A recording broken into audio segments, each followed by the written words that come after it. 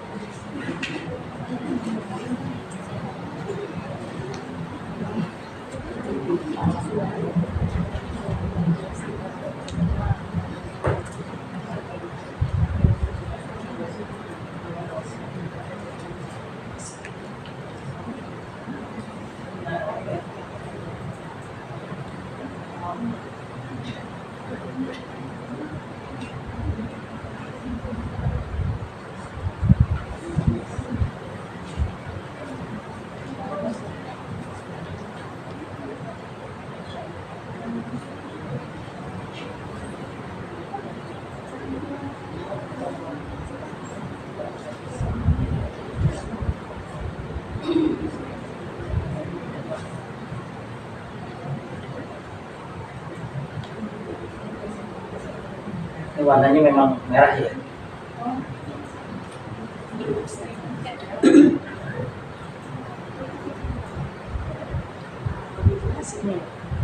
Enggak, warnanya merah ya. Bukan putih. Ada pilihan warna nggak sih? Nggak ada ya.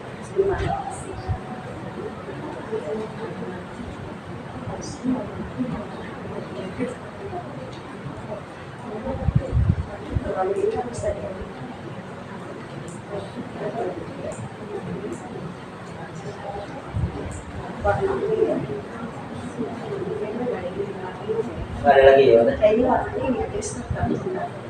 Tapi di sini emang merah ya di lampunya. Tertutup kali, tutupnya ada tutupnya dibuka dulu. Ada ini ya? Di lampu infokusnya. Nanti memang udah merah ya. Iya kayak ini juga gitu. Oh yang ini ya. Oh, ada pilihan Karena tadi waktu awal itu masih cerah putih. seperti ya. Oh, itu putih di samping kirinya ya.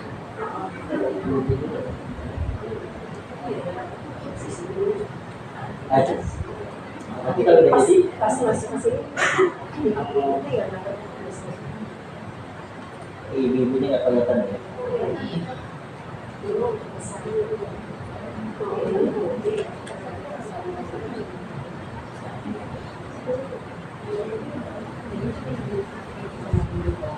Atau terjemahan ini kalian nggak untuk apa engkau perlu menyebutkan waktunya?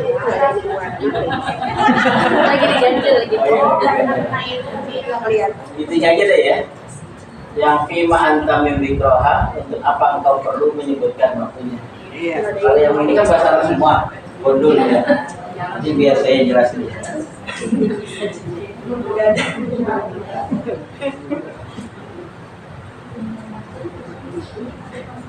Iya. Kasih dulu kamu ya.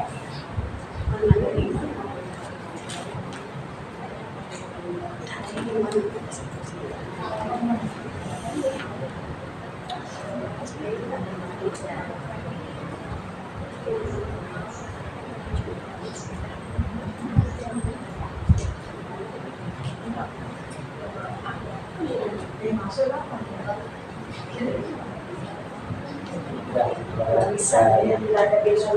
Ya udah nggak apa-apa. Masih ada yang kelihatan dulu.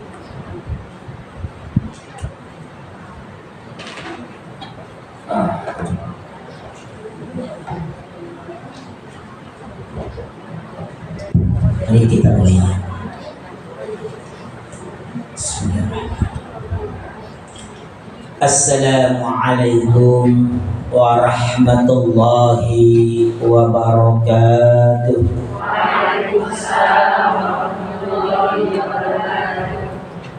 Alhamdulillah wa syukrulillah ala ni'matillah, la hawla wa la quwwata illa billah, amma ba'du. Qala Allah subhanahu wa ta'ala fil Qur'anil Karim wa huwa asdaqul qailin. A'udzu billahi minasy syaithanir rajim. Bismillahirrahmanirrahim. Fa innal jannata hiyal ma'wa yas'alunaka 'anis sa'ati ayyana mursaha fima anta min dzikraha ila akhir ayat. Ibu-ibu, para pengurus yang mudah-mudahan senantiasa dirahmati oleh Allah Subhanahu wa ta'ala, para ustazah, para hajah yang mudah-mudahan senantiasa dicintai oleh Allah Subhanahu wa ta'ala.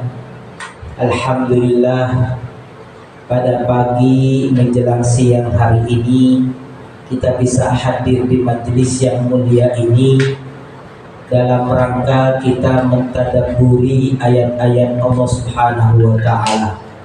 Semoga langkah kaki kita dari rumah ke tempat ini mendapatkan maghfirah dari Allah Subhanahu wa ta'ala, mendatangkan rahmat Allah Subhanahu wa ta'ala, dan semoga kita menjadi hamba-hamba yang senantiasa istiqamah di jalan Allah Subhanahu wa ta'ala.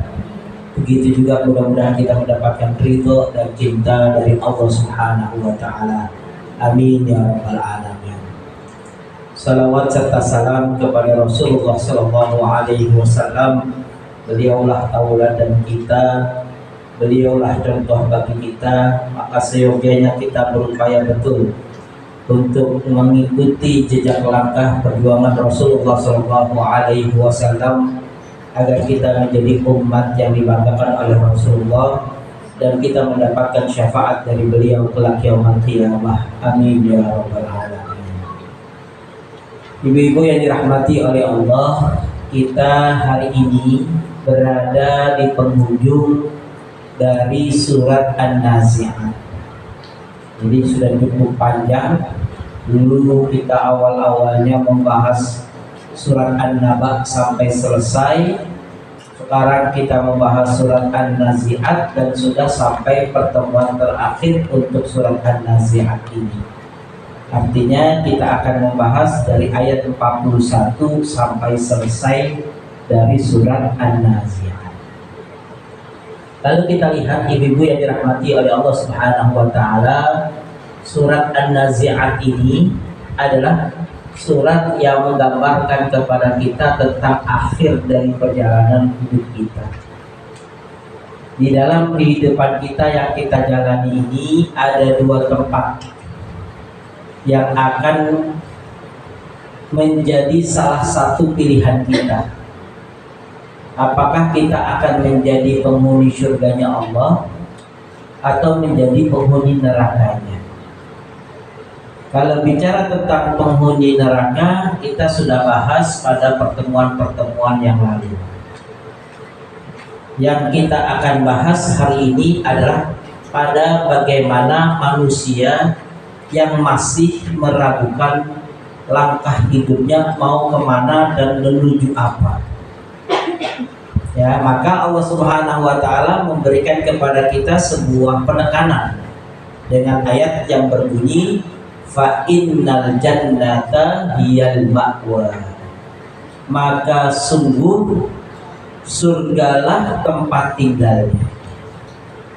Jadi orang-orang yang selalu berbuat kebaikan, orang-orang yang selalu berharap agar mendapatkan ridha Allah, yang mengikuti aturan-aturan Allah, yang mampu mengendalikan hawa nafsunya, yang mampu menjadikan dirinya tunduk kepada Allah, maka tempat dia cuma surganya Allah.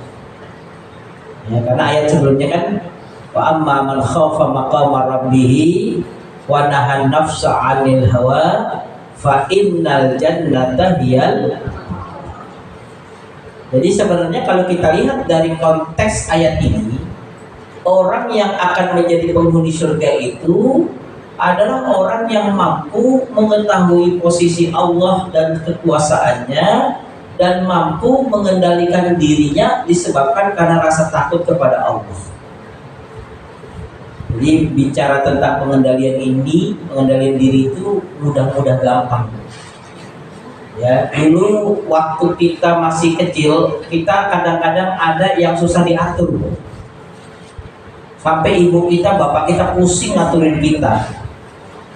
Kita udah diaturin, dibeliin ranjang, biar tidur di atas ranjang, tidur di kolam. Contohnya gitu. Udah diaturin tidurnya di atas ranjang, biar enak, tidurnya depan TV ya. Ya, kadang-kadang kalau kita lihat dan kita ingat masa kecil kita itu kadang-kadang susah diatur. Akhirnya kemudian kita tumbuh dewasa, kita merasa bahwa kita itu baik-baik saja. Kita tumbuh dewasa, kita mulai punya anak, kita mulai ngaturin anak kita. Ternyata hese, ternyata susah sekali. Ya. Ternyata ketika kita marahin anak kita, nenek kita ada. Dulu kamu lebih waktu kecil lebih nakal dari anak kamu. Kadang-kadang kita dibalikin gitu. Sekarang kamu udah menjadi seorang ustazah, soleha, ya banyak muridnya. Dulu kamu masih kecil tuh lebih nakal daripada anak kamu. Kadang-kadang kita mendengar kayak gitu menjadi lucu sendiri perasaan. Kok perasaan saya nggak senakal itu, ternyata ibu saya bilang kayak gitu. Ya, jadi kadang-kadang kita ini dalam hidup ini sering tidak bisa mengendalikan diri kita. Tapi ketika kita sudah mengetahuinya, maka kita baru tahu bahwa ternyata kita itu mungkin dulu terlalu durhaka, terlalu nakal dan sebagainya. Kenapa? Karena kita belum tahu maqam rabbi. Kita belum tahu bagaimana Allah Subhanahu wa taala dengan segala kekuasaannya. Sekarang ketika kita sudah kenal Allah, kita sudah tahu bagaimana kehebatannya, kita sudah tahu bagaimana ya kasih sayangnya, maka kita tidak mau meninggalkan sholat karena kita tahu bagaimana Allah punya kasih sayang kepada kita yang sangat tinggi. Ya, semakin kita mengenal Allah, semakin kita tidak akan pernah berusaha untuk menjauhkan diri kita dari Allah. Tapi untuk bisa sampai pada titik itu, apa? Nahan nafsa 'anil hawa. Kita harus mengendalikan hawa nafsu kita dulu. Selama kita tidak bisa mengendalikan hawa nafsu kita, maka sulit untuk mengenal Tuhan kita. Maka kalau kita berpikir, sebenarnya kita mau mendidik anak-anak kita itu mau pakai pendekatan kenalkan dulu Tuhannya, baru larang dari segala sesuatu yang dibencinya, atau larang dulu segala sesuatu yang dibenci, kemudian kenalkan Tuhannya. Kalau dalam ayat ini, wa amma man khafa maqama rabbih wa nahan nafsa 'anil hawa fa innal jannata hiyal. Jadi tujuannya tetap surga. Tapi Allah katakan, ya, kenalkan Allah. Kalau dia sudah kenal Allah, pasti dia takut kepada Allah. Kalau dia sudah takut kepada Allah, maka dia bisa mengendalikan hawa nafsunya. Maka kalau sekarang ini anak-anak kita tidak pernah kenalkan Allah, kita minta dia takut kepada Allah, bagaimana caranya dia bisa takut kepada Allah kalau dia tidak kenal? Ya, anak-anak kita ketika masih kecil kadang-kadang ada yang pemberani. Ya, ada ular lewat dipegang sama dia. Ya, ada binatang selapang lewat dipegang sama dia. Kenapa? Karena dia tidak tahu bahayanya ular itu. Setelah dia dewasa sudah mulai tahu bagaimana ular itu bisa racunnya itu begitu berbahaya, maka dia mulai takut. Kenapa? Karena dia tahu apa yang ada di balik dari binatang yang ada di hadapan. Itu kalau dia mengenal sesuatu maka dia menghindar. Nah, kalau kita mengenal sesuatu itu justru malah mendekati kalau kepada Allah. Tapi dengan cara untuk mendekatkan diri kepada Allah, jauhilah hal-hal yang Allah benci. Maka untuk bisa sampai pada titik itu, titiknya adalah pada masalah pengendalian hawa nafsu dan jiwa. Wa amma man khafa maqama rabbih wa nahan nafsa 'anil hawa fa innal jannata hiyal. Dan ternyata Bu, kalau kita lihat di dalam beberapa tafsir, bahwa ternyata yang menjadi salah satu titik di mana kita bisa istiqomah dalam hidup ini kan istiqomah itu masih menjadi pertanyaan kita semua. Gimana sih caranya kita jadi orang yang istiqomah? Kadang-kadang kita lihat orang yang sudah sangat istiqomah saja masih suka bertanya pada dirinya, kenapa kamu belum istiqomah? Ada orang sholatnya selalu tepat waktu, ya, zikirnya bagus, bacaan Qur'annya bagus, ya, hidupnya juga terkendali, kebersihannya baik. Tapi pas kita tanya, ya, gimana sih caranya istiqomah? Saya sendiri belum istiqomah, kok kamu malah nanya ke saya? Padahal dalam kacamata kita dia sudah cukup istiqomah. Ternyata keistiqomahan itu bisa terbentuk apabila dia mampu melakukan yang disebut dengan nahan nafsa 'anil hawa, mampu mengendalikan hawa nafsu.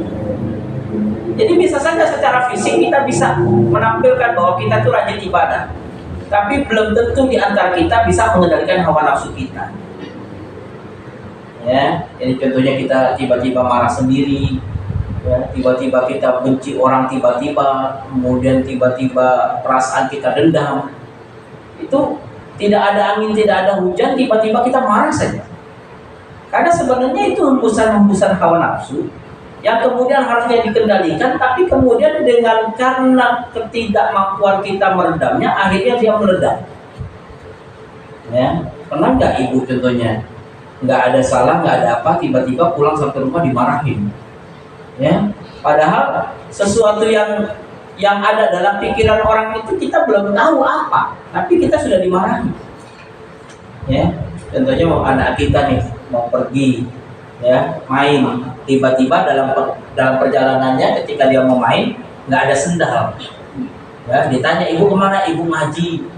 Nih pasti nih ibu sengaja nih nyembunyiin sendal saya biar saya nggak bisa main. Ya, padahal waktu dia main sendalnya ketinggalan, dia pulang ke rumah nggak pakai sendal. Tapi karena dalam benak dia adalah bahwa yang menyembunyikan sendalnya adalah ibunya, maka dia sudah mempersiapkan strategi. Pokoknya ibu sampai rumah saya marahin habis-habisan. Saya bilang besok saya nggak mau sekolah, malam ini saya nggak mau makan, macam-macam dan sebagainya. Ketika ibu pulang, ya putri ibu udah marah-marah. Emang ibu nggak senang ya sama saya kalau saya main gini dan sebagainya. Memang masalahnya apa? Sendal saya ibu sembunyikan di mana? Ibu nggak menyembunyikan sendal kamu. Tapi dia sudah terlanjur marah. Kenapa? Karena hawa nafsunya sudah terlanjur meledak. Padahal belum tentu itu sesuatu yang benar. Nah, kalau kita lihat banyak di antara kita yang merusak daripada amal soleh kita ketika kita tidak bisa mengendalikan hawa nafsu. Ya, kita habis berbuat kebaikan, hawa nafsu kita itu kadang-kadang bisikkan, bilang kamu tuh habis berbuat kebaikan. Ya, kita ini habis sedekah contohnya, terus memberikan makan anak-anak yatim. Ya, kita pulang ke rumah, ya kata hawa nafsu kita, bilang dong biar kamu hebat. Ya, kamu bilang bahwa saya pulang habis ngasih makan anak yatim. Ya, gitu ya. Jadi kadang-kadang hawa nafsu itu yang merusak. Maka kalau hawa nafsu itu mampu kita kendalikan, selain dia bisa menjadikan kita mengenal Allah, selain itu hawa nafsu yang terkendali itu bisa menjadikan kita sebagai manusia-manusia yang istiqomah. Jadi salah satu kunci keistiqomahan kita adalah pengendalian hawa nafsu kita. Pengennya tidur waktu azan, kemudian kita katakan wahai tidur, engkau memang enak, tapi saya ingin mendatangi Allah lebih cepat. Itu untuk menjadi istiqomah berarti harus ada yang dipegang dan sebagainya. Nah, orang-orang yang bisa mengenal Allah dengan baik dan benar, orang-orang yang bisa melakukan pengendalian hawa nafsu dengan baik dan benar, fa innal jannata hiyal ma'wa, maka surgalah tempatnya tinggal nanti. Jadi kalau kita ingin mengecek diri kita, hakunna min ahlil jannah, apakah kita salah satu orang yang menjadi calon penghuni surga? Maka pertanyaannya, ana'rifu maqam rabb. Ya, apakah kita mengetahui bagaimana maqam daripada Tuhan kita yang bisa mendatangkan rasa khauf kita kepada Allah?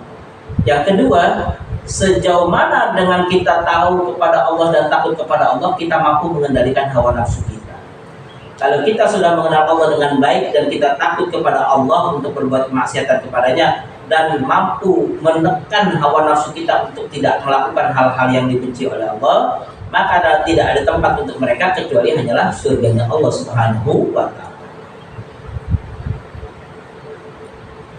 Maka di sini disebutkan, yang disebut al-ma'wa itu setidaknya ada 3. Yang pertama, ma'wa itu kampung halamannya. Ya, jadi surga itu adalah kampung halaman manusia. Jadi manusia itu pertama kali diciptakan oleh Allah di tempat yang indah. Itu al-ma'wa. Yang kedua disebut al-ma'wa al-manzil. Al-manzil itu tempat tinggalnya. Tapi tempat tinggal yang selama-lamanya. Kalau di dunia ini kita masih banyak pindah kontrakan, pindah rumah. Ya, saya di Bogor 12 kali pindah kontrakan 12 tahun. Ya, kayak kucing beranak, pindah sana pindah. Ya, kontrakan pertama saya coba bawa motor. Ya, dengan barang-barangnya bisa dimasukin ke tren. Kontrakan kedua udah bawa pick up. Kontrakan yang ketiga saya udah bawa engkel. Kontrakan yang keempat, karena saya nggak punya rumah kecil waktu itu, semua barang saya satu truk saya bawa ke rumah saya yang di Kendal. Saya mulai lagi dari awal. Kontrakan keempat pakai pick up lagi. Kontrakan kelima naik lagi satu engkel. Kontrakan ke-6 ke-7 udah 2 truk kan gitu kan. Karena ya sudah bikin lupa. Kalau ibu-ibu yang nggak pernah pindah-pindah kontrakan nggak kelihatan tuh barangnya. Nah, saya tuh jadi tahu, oh ternyata kelebihan kulkasnya yang harusnya 1 ada 3, berarti 2 pulang kampung kan. Itu yang namanya tempat tinggal, itu namanya al-manzil, tempat tinggal kita. Maka Allah katakan bahwa surga itu adalah tempat tinggal orang-orang yang bisa mengenal Tuhannya dengan baik dan benar dan bisa mengendalikan hawa nafsu. Kemudian juga yang ketiga, artinya selain al-ma'wa, al-manzil, al-mustaqar. Al-mustaqar itu adalah tempat menetap dan tidak lagi terjadi perubahan setelah itu. Itu namanya mustaqar. Tempat yang kokoh yang kita tinggali. Itu namanya mustaqar. Jadi surga itu ketika kita sudah ada di dalamnya, maka itulah tempat yang tidak lagi kemudian kita berpindah. Jadi kalau mohon maaf, kalau kita di dalam nerakanya Allah, masih ada kemungkinan kita pindah. Imma pindah ke neraka yang lain, imma pindah ke surga. Kan neraka itu ada banyak, ada sa'ir, ada jahim, ada jahannam tuh ya, ada pindah-pindah. Tapi kalau sudah keluar dari seluruh yang namanya neraka, maka pindah ke surga. Kalau sudah di surga, sudah di situ. Sudah selama-lamanya di situ. Nah, kalau seandainya orang-orang kafir mustaqarrahu finnar, tempat tinggal dia permanen itu adalah di dalam nerakanya Allah. Wa amma mustaqarrul mu'min, sedangkan tempat tinggal selama-lamanya orang yang beriman kepada Allah itu adalah di surga. Maka Allah katakan fa innal jannata hiyal ma'wa. Sebagai penegasannya bahwa tempat itu ada dan sudah Allah siapkan dengan kalimat hiya. Maka surga itu adalah tempat untuk kembali. Ya, artinya tempat tinggal seseorang yang sudah disiapkan oleh Allah. Maka kalau kita membaca Quran tidak menambahkan rasa takut kita kepada Allah, tidak menjadikan kita mengendalikan hawa nafsu kita, maka jangan sampai Quran itu hanya sampai di kerongkongan kita ataupun lidah kita, tapi tidak menyentuh hati kita dan jiwa kita. Karena sesungguhnya siapapun yang hidup bersama dengan Tuhan, pasti dia akan merindukan surganya Allah. Siapapun yang merindukan surganya Allah, maka dia selalu berusaha untuk berbuat sesuatu yang menjadikan Allah tidak marah dan murka kepadanya. Dan di antara salah satu perbuatan yang menjadikan murkanya Allah di dalam diri kita itu adalah karena dorongan hawa nafsu. Ya, jadi pemicunya kita ini hidup ya, itu sebenarnya hawa nafsu. Ya, kita pengen makan sebanyak-banyaknya. Ya. Ibu bilang ke suami, besok Pak, kita mau jalan-jalan. Cari villa yang paling bagus, yang nggak ada orang ganggu. Pokoknya hari itu saya 2 hari mau tenang. Jangan bangunin saya sholat, jangan suruh saya zikir, jangan suruh saya baca Quran. Pokoknya saya mau setenang-tenangnya. Ya. Maunya ibu apa? Pokoknya bangun tidur, makan tidur lagi, habis tidur makan lagi, contohnya gitu ya. Tidur, makan, nonton drakor, ngantuk, tidur lagi, makan, gitu contohnya. Kan itu sebenarnya keinginan hawa nafsu. Kadang-kadang ada suasana-suasana yang seperti itu. Gitu. Nah kalau kita ikuti hawa nafsu kita, maka yang terjadi terbalik, bukan lagi surga sebagai tempatnya, tapi sebagai tempat untuk orang-orang yang seperti ini adalah nerakanya Allah Subhanahu wa Ta'ala. Ini yang menjadi kendala kita, kadang-kadang kita kurang mendidik anak-anak kita untuk menjadi penghuni surga, karena banyak di antara kita yang tidak mengenalkan anak-anak kita cara untuk takut kepada Allah dengan baik dan benar, dan cara mengendalikan hawa nafsu. Ibu pernah nggak gara-gara HP anak ibu umpetin, marah-marahnya bisa seharian? Dia lagi main game, ibu ambil, marahnya. Itu kan sebenarnya kenapa dia harus marah? Fitrah seorang anak itu kan ke orang tua adalah berbakti, fitrahnya. Tapi kenapa dia marah? Karena ada hawa nafsunya. Karena mungkin dia lagi tanggung main game, hampir saja dia menang, mau dapat bonus, tiba-tiba pas dia ke toilet diumpetin sama ibunya, marah-marah dia. Karena apa? Dalam benak dia kemenangan yang sudah di depan mata harus kemudian tidak terjadi gara-gara apa yang diinginkannya tidak tercapai. Ya, kadang-kadang dia pengen minta, Bu hari ini pokoknya kalau saya pulang dari sekolah ranking 1 dibeliin visa ya. Dia nuntut. Ya, kemudian setelah itu lupa ibu nggak dibeliin visa sampai 2 hari. Ya, dia akhirnya lama-lama dia datang ke ibu. Mulai besok saya nggak mau sekolah. Ya, saya disuruh juga saya nggak mau. Pokoknya saya mau bolos aja dan sebagainya. Nah, itu karena hawa nafsunya yang tidak terkendali. Nah, ini yang harus kemudian kita bangun ya. Jadi kalau calon penghuni surga itu harus bagaimana dia dikenalkan Allah dan dikenalkan bagaimana dia mengendalikan hawa nafsu. Kemudian yang selanjutnya ayat 42. Nah, ini kembali lagi ke dalam orang-orang yang meragukan tentang kehidupan setelah kematian. Yas'alunaka 'anis sa'ati ayyana mursaha. Mereka orang-orang kafir bertanya kepadamu Muhammad tentang hari kiamat. Kapankah terjadinya hari kiamat ini? Kalau kita lihat Bu, orang-orang kafir ini, kenapa mereka selalu mempertanyakan tentang hari kiamat tapi tidak meyakininya? Karena sesungguhnya mereka tidak pernah meyakini akan kehidupan setelah kematian. Yang kedua, mereka merasa dengan meyakini hari kiamat, mereka hidupnya akan terbelenggu dari berbagai macam kebebasan. Kenapa? Karena yang ada dalam benak orang kafir, orang musyrik, orang ateis, itu adalah kebebasan hidup di dunia ini sebebas-bebasnya. Maka dia pengen segala sesuatunya tidak pakai aturan. Saya mau pakai celana, nggak usah diatur. Mau pendek, mau panjang, saya nggak mau pakai, mau di pinggir pantai, dan sebagainya, terserah saya. Itu mereka. Jadi mereka itu pada hakikatnya ingin mengikuti hawa nafsu mereka sehingga mereka ingin hidup seliar-liarnya.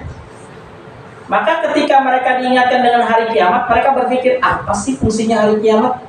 Lalu kita di hidup ini cuma mau bebas-bebas saja, kenapa Allah pakai ciptakan neraka? Jadi mereka lupa di dalam surat Al-A'raf Allah kan pernah menjanjikan kepada mereka tentang kehidupan di alam ruhnya. Jadi orang yang di alam ruh itu Bu, itu pernah Allah Subhanahu wa Ta'ala tanya. Kata Allah, alastu birabbikum? Maka mereka mengatakan qalu bala syahidna. Ya. Jadi ketika mereka sebelum diterbitkan di muka bumi ini, di alam ruh itu ditanya, kalau kalian menjawab dengan baik dan benar, kalian akan hidup di dunia ini. Kalau kalian tidak bisa menjawab dengan baik, maka kalian tidak akan pernah lahir di muka bumi ini.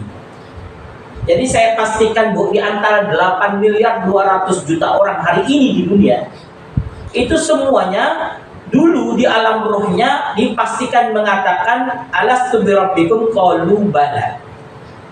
Karena itu syarat. Orang itu tidak akan pernah bisa menghirup udara satu kali saja di dunia kalau dia tidak pernah berjanji kepada Allah bahwa dia mengatakan Allah lah Tuhannya. Jadi kalau sekarang ada 8 miliar orang yang beriman kepada Allah, 6 miliarnya tidak beriman kepada Allah, 6 miliar itu ingkar janji. Karena di alam rohnya mereka sudah mengatakan qalu bala syahidina. Memang ada orang yang di alam ruhnya itu tidak menjawab dengan kuat, dengan pasti, tapi Allah hidupkan, tapi jumlahnya itu sangat-sangat sedikit. Jadi kalau ibu mohon maaf sekali melihat di dunia ini ada orang yang dari sejak lahir itu sudah cacat mental, cacat pemikiran, itu adalah sampel orang yang tidak setuju hidup di dunia atau yang tidak menyetujui Allah sebagai Tuhannya, tapi Allah tetap hidupkan dia, cuma dia sebagai pelajaran bagi lingkungannya. Ini loh orang yang tidak setuju kepada Allah waktu dia di dalam alam ruhnya, tapi Allah hidupkan. Umurnya sudah 21 tahun, tapi mentalnya kayak anak umur 3 tahun. Itu bukan karena apa? Karena contoh. Maka orang tua yang sabar menghadapi anak-anak yang seperti ini, dia sudah punya kesempatan juga tiket mendapatkan surga. Kalau sabar menjalani, karena dia kebetulan dijadikan sampel untuk memperlihatkan kekuasaan Allah di tengah keluarganya. Jadi kadang-kadang mohon maaf Ibu ya, di antara kita punya anak 4, 3 normal, 1 itu Masya Allah perawatannya Masya Allah gitu ya. Saya punya teman itu ya, selalu ngelus-ngelus dada. Kalau dia bertamu ya, rumah TV tuan rumahnya dipecahin. Kalau TV yang ukurannya itu besar sekali ya, dia lupa anaknya, dia diamkan, akhirnya dia ambil itu batu dilempar ke TV. Nah, dia ngelus-ngelus dada saja. Saya bilang sabar. Emang kalau mau surga emang begini caranya. Karena ditampilkan oleh Allah. Ini kalau orang yang tidak mengatakan Allah sebagai Tuhannya dan Allah hidupkan, ini kayak gini. Jadi kita ini syukur otak kita normal, semua normal, pandangan kita normal. Karena apa? Karena Allah tidak menjadikan kita salah satu contoh. Salah satunya. Makanya orang-orang yang seperti itu Allah tidak masukkan ke dalam neraka. Allah simpan di a'raf dulu. Ya, orang yang mohon maaf ya Bu ya, kalau kita punya keluarga, dia punya cacat mental atau kelemahan mental, biarkan dia sampai meninggalnya. Artinya ya dia seperti apa adanya. Ya, kita hanya latih dia tuh cara makan, cara minum, dia mungkin nggak tahu cara sholat, dia nggak. Ada orang yang diajarkan sholat baca Ya, saya pernah di samping saya ada orang yang modelnya seperti itu, ya diajarkan sholat, tapi sholat itu satu, nggak ada bacaannya gitu, nggak Bismillah, nggak ada. Karena memang dia sudah kehilangan itu, tapi dia jadi sampel. Ini loh kalau orang yang Allah tidak izinkan untuk itu. Maka selama kita masih bisa baca, masih bisa mendengar, masih bisa berpikir, itu artinya kita termasuk orang yang beruntung, tapi kita akan mendapatkan konsekuensi. Kalau kita pakai dengan baik-baik, kita akan menjadi penghuni surganya Allah hidup ini. Tapi kalau kita salah gunakan hidup ini, maka menjadi ya benalu bagi kita penghuni nerakanya Allah. Kalau orang yang seperti ini udah pasti masuk surga. Cuma modalnya ditahan dulu di a'raf. Di a'raf kemudian disidang oleh Allah satu-satu, yang masuk surga, yang masuk neraka, masuk neraka. Ada orang yang gila di tengah jalan, dicek lagi, dia masuk surga, dia masuk surga. Nah yang model begini akhirnya masuk surga, tapi dia di surga menjadi penghias, bukan menjadi penghuni asli seperti kita yang mendapatkan sarpras surga. Ya, yang namanya sarpras surga itu punya rumah sendiri, punya dipan yang tinggi, ranjangnya terbuat dari emas, kemudian kasur-kasur dan kemudian dipan-dipan spray-spraynya terbuat dari sutra. Itu karena fasilitas, mendapatkan pengawalan ya. Kalau ibu-ibu wildan mukhalladun ya, ada orang-orang yang menjaga kebutuhan ibu-ibu, mau apa saja dipenuhi dan sebagainya ya, mau minum nggak usah ngomong ya, tinggal datang sendiri dan sebagainya. Jadi artinya Allah ketika memberikan seseorang menjadi penghuni surga, maka makwah tempat tinggal yang difasilitasi. Sedangkan orang-orang yang mungkin bayi-bayi yang lahir meninggal dunia, mereka menjadi penghias surga. Ada yang jadi guru, ada yang jadi apa, tapi menikmati indahnya surga.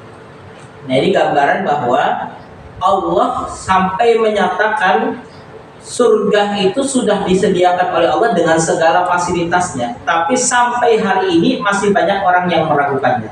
Salah satunya adalah orang-orang kafir ini. Yas'alunaka 'anis sa'ati ayyana mursaha. Mereka orang-orang kafir bertanya kepada Muhammad tentang hari kiamat, kapankah terjadinya. Jadi kalau kita lihat, orang kafir itu selalu menegasikan kalau memang betul-betul hari kiamat itu terjadi, sebutkan tanggalnya, bulannya, harinya, dan jam berapa. Itu tipologi mereka. Jadi kalau kalian ini diskusi dengan orang kafir, kalian bilang, ya, kamu nggak mempersiapkan hidup kamu di akhirat. Dia pasti nanya apa? Emang akhirat jam berapa? Tanggal berapa? Berarti kalau memang dia menanyakan itu confirm ayat ini. Memang yas'aluna 'anis sa'ati ayyana mursaha. Kerjaan mereka itu cuma nanya-nanya doang. Tapi pertanyaan itu untuk menjelaskan dia tidak percaya. Jadi kalau ibu menyampaikan sesuatu kemudian anak kita tanyakan, "Nak, kamu itu belajar biar jadi orang sukses. Emang saya bisa jadi sukses seperti apa? Atau kapan kira-kira saya sukses?" Padahal kesuksesan itu bukan di tangan kita, di tangan Allah. Pertanyaan-pertanyaan seperti itu kadang-kadang bisa menjadi penjelas bahwa yang bertanya itu memang tidak berniat untuk mengetahui jawabannya. Maka kalau kita lihat orang-orang kafir itu ketika bertanya kepada Nabi Muhammad tercecar saat itu. Makanya turun ayat ini. Wahai Muhammad, kata kamu ada hari kiamat. Hari apa kiamat itu? Rasulullah terdiam. Kapan? Waktunya tanggal berapa? Tahun berapa? Rasulullah terdiam. Kejadiannya pagi atau siang atau sore? Rasulullah terdiam. Maka turunlah ayat ini sebagai pembelaan dari Allah. Yang namanya orang kafir, dia tidak yakin tentang kehidupan akhirat, maka dia akan selalu bertanya ayyana mursaha, kapan terjadinya, dengan penjelasannya. Lah Rasulullah SAW yang menyampaikan tentang hari kiamat ditanya tentang hal itu saja merasa kurang nyaman dengan pertanyaan orang kafir. Sekarang pertanyaannya, kalau kita lagi mendakwahi mereka, kita dibalik begitu, kadang-kadang kita ngambek duluan. Jadi kalau kita ngajak orang untuk bicara tentang hari kiamat, dia bertanya balik, ya, kita harus menjelaskan kepada mereka. Maka Allah Subhanahu wa Ta'ala memberikan kepada Rasulullah SAW jawabannya. Fima anta min dzikraha.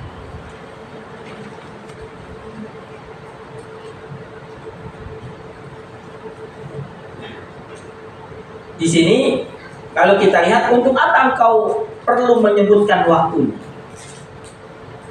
Fima anta min dzikraha. Jadi kalau kita lihat dari ayat ini, ibu-ibu yang dirahmati oleh Allah, orang-orang kafir itu, seandainya ibu sampaikan tentang waktunya, apakah mereka akan percaya? Kalau ibu menyampaikan waktunya, apakah mereka akan berubah? Kalau ibu menyampaikan waktunya, apakah mereka akan masuk ke dalam Islam? Maka jawabannya pasti tidak mempengaruhi apa-apa sama sekali.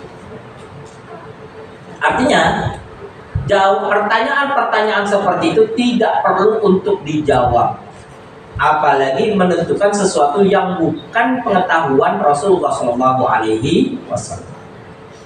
Jadi di dalam ayat ini Allah Subhanahu wa Ta'ala mengajarkan kepada Rasulullah, ya, jangan dijawab orang-orang yang bertanya seperti fima anta min.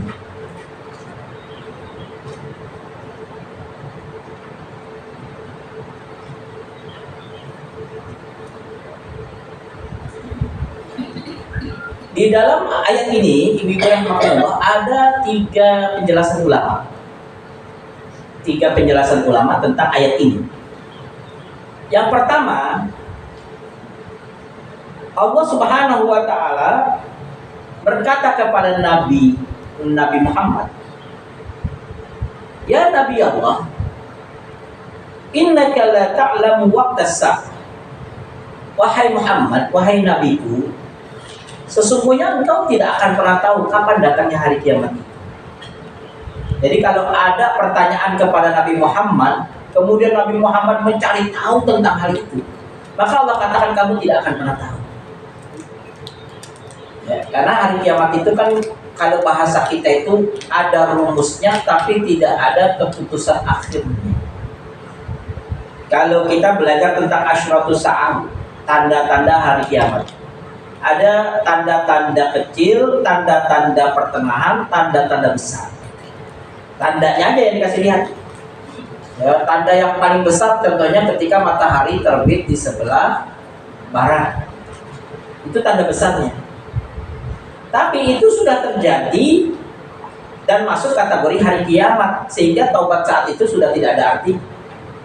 Sedangkan tanda-tanda kecilnya contohnya ketika ada seorang anak yang memperbudak ibunya, nah, itu sudah banyak ya. Orang-orang yang miskin jelata, peminta-minta tapi rumahnya mewah-mewah dan gedung-gedung, itu juga sudah mulai kelihatan banyak. Jadi kalau kita lihat tanda-tandanya memang disampaikan oleh Allah, tapi waktu tepatnya hari apa, jam berapa dan sebagainya kita tidak bisa mengetahui. Walaupun ada yang mengatakan di dalam sebuah riwayat itu memang ya hari yang terjadi itu adalah hari Jumat. Tapi kita tidak tahu tanggal berapa, bulan apa dan sebagainya. Maka kata Allah, wahai Muhammad, kalau ada orang bertanya tentang hal itu, memang kau tidak punya jawaban untuk itu karena kau tidak punya pengetahuan hal itu. Itu pendapat yang pertama. Hal yang kedua, fima anta min dzikraha, di dalam pendapat para mufassir adalah anna izhara waqta huduthi sa'ati la fa'idata lakum minhu, bahwa sesungguhnya menyebutkan tentang hari kiamat untuk mereka itu tidak ada manfaat. Yang paling penting bagi kita itu adalah memperingatkan akan kedatangannya, bukan menentukan waktunya, karena kita tidak akan pernah tahu waktunya dan kita tidak ada faidahnya menyebutkan waktu. Ibu pernah nonton film Kiamat Sudah Dekat, versi mereka tahun 2012. Jadi mereka dulu punya kepercayaan dengan suku Maya. Suku Maya itu di daerah dataran Amerika itu adalah suku yang memang memiliki kepercayaan terhadap mistik. Kemudian dulu mereka mengatakan kiamat akan terjadi 2012. Dia buatlah film tentang kiamat. Ternyata kiamat itu sudah hancur, yang tersisa tinggal 2 orang laki perempuan. Dia pengen mempersepsikan setelah kiamat terjadi nanti tinggal 2 orang terus berkembang lihat lagi. Itu persepsi mereka orang-orang Yahudi yang tidak percaya hari kiamat. Padahal yang kita pahami dalam konteks Al-Quran, bahwa hari kiamat ketika itu terjadi tidak ada satupun makhluk yang hidup. Bahkan Allah mengatakan ya bahwa man rabbukumul a'la, siapa di antara kalian yang mengaku-ngaku jadi Tuhan di dunia ini, tidak ada satu. Sampai kemudian Allah mengatakan ana rabbukumul a'la, akulah Tuhan kalian yang maha tinggi. Itu setelah 40 masa Allah tanya ke alam semesta ini siapa yang masih hidup, nggak ada satu. Artinya bahwa hari kiamat dalam Al-Quran yang kita pahami itu hari akhir dan tidak ada kehidupan sama sekali kecuali hanya Allah saja. Sampai seluruh malaikat yang jumlahnya miliaran pun Allah cabut nyawanya satu demi satu. Jadi tidak ada yang tersisa sama sekali kecuali hanya Allah. Nah, mereka membuat persepsi bahwa kiamat itu tidak kekal. Jadi nanti setelah kiamat ada kehidupan lagi, kemudian nanti kiamat lagi dan sebagainya. Padahal Allah sudah sudah menjelaskan bahwa kiamat itu khalidina fiha abad. Jadi itu yang kedua ya, bahwa menjelaskan tentang waktu kiamat kepada orang-orang kafir itu tidak ada faidah untuk mereka. Yang berfaedah itu mengingatkan mereka untuk mempersiapkan datangnya kematian mereka untuk menghadapi hari kiamat. Yang ketiga adalah bahwa fima anta min dzikrah. Allah Subhanahu wa taala menegaskan bahwa Untuk apa mereka bertanya kalau mereka tidak mau melakukan sesuatu? Kan ada orang nih, kalau anak kita, nah kamu mau ke warung nggak?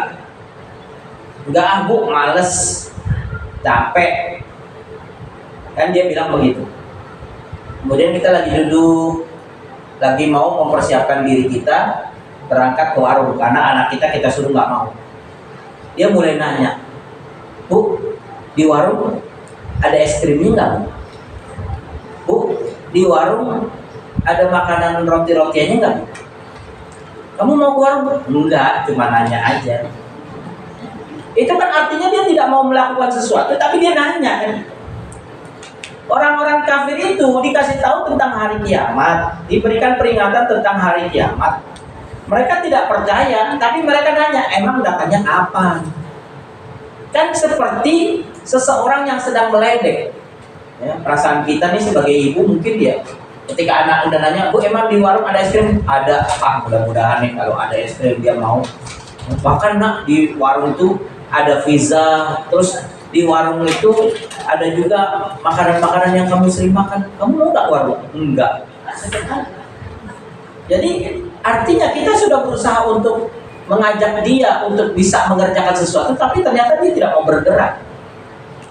Nah, orang-orang kafir itu salah satu sifatnya itu begini. Dia tanya sana, dia tanya sini. Pertanyaannya itu bukan murni pertanyaan, tapi pertanyaan itu hanya bentuk dari ejekan-ejekan yang mereka lakukan. Maka kata Allah, "Fima anta min dzikrah."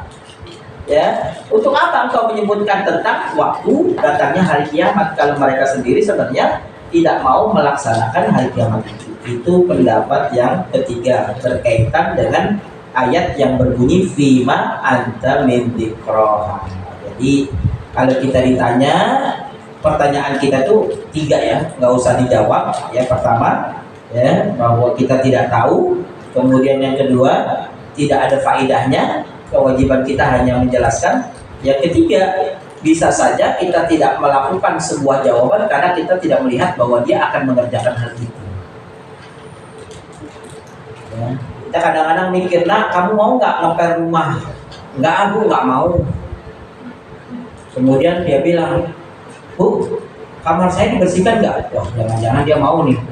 Ternyata kata ibunya, ya dibersihkan juga.